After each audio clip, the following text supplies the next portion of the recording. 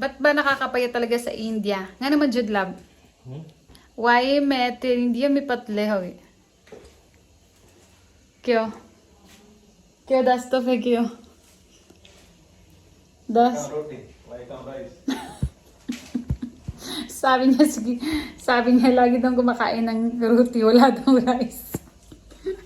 Oo, imagine yun naman yung rice ko sa isang araw, isang beses lang ako kumakain ng rice.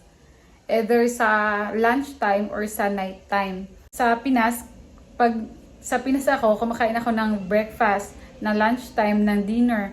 Paminsan, lunchtime at saka dinner. Pero grabe ako maka-rice talaga, kaya medyo mataba ako sa Pinas. Dito, ang dali ko lang pumayat dahil nga, konti lang yung rice ko. Iba kasi yung rice dito sa India. Hindi sinisteam lang nila. Pagkatapos mo pakuluan ng tubig,